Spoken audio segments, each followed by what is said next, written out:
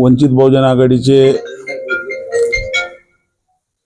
प्रभाग क्रमांक 9 चे उमेदवार वंचित बहुजन आघाडीचे कलीम कुरेशी यांच्यावर 2 दिवसापूर्वी पोलीस प्रशासनावर दबाव आणून त्या ठिकाणी गुन्हे दाखल करण्यात आले। त्याचबरोबर काही आणखी आमच्या मुस्लिम बांधवांवर 20-25 मुलांवर गुन्हे दाखल करण्यात आले, त्यांना अरेस्ट केले, त्यांना सेंट्रल जेललाही पाठवण्यात आलेलं आहे। त्यानंतर आमचे उमेदवार हे माननीय न्यायालयात गेले। माननीय न्यायालयातून त्यांनी अँटीसेप्टिक बेल घेतली, परंतु या ठिकाणी जी चर्चा चालू आहे किंवा माजी खासदार इम्तियाज जलील यांनी जे आज मीडियाला सांगण्यात आलेलं आहे की कोर्ट अशा लोकांवर मेहरबान होतंय। खरं म्हटलं तर या देशात संविधान आहे, न्यायपालिका आहे आणि न्यायपालिकेने दिलेला जो निकाल आहे त्याला आपल्याला ऍक्सेप्ट करावा लागतो।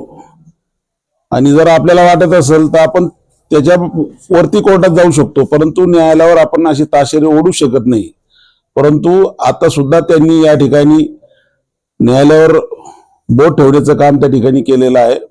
मला आपल्या माध्यमातून एवढं सांगायचं आहे की पोलीस प्रशासनावर वारंवार जर दबाव आणत असेल आणि आमच्या उमेदवाराला त्या ठिकाणून लढण्यासाठी रोखण्याचा प्रयत्न जर होत असेल, मी या ठिकाणी आवाहन करतो की ज्या मुस्लिम बांधवांना, अनेक मुस्लिम बांधव आहे की ज्यांना त्या ठिकाणी अरेस्ट करण्यात आलेले, आता त्यांना सेंट्रल जेलला पाठवले, त्यांची बेल किमान इलेक्शन होईपर्यंत होणार नाही। मी आपल्याला आपल्या माध्यमातून एवढं सांगेन की वंचित बहुजन आघाडी बी जसं तुम्ही मोर्चा काढण्याची भाषा करत असाल तर वंचित बहुजन आघाडी बी रस्त्यावर उतरत, संपूर्ण आंबेडकर चळवळ रस्त्यावर उतरत आणि या ठिकाणी पोलीस प्रशासनावर आपण जे दबाव आणत असेल ते कदापि खपून घेतला जाणार नाही।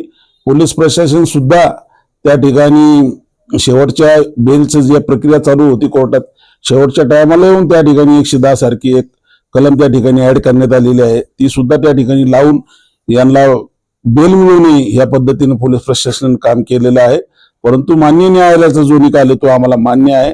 माननीय न्यायालयाने यांना अँटीसेप्टिक बेल दिलेली आहे।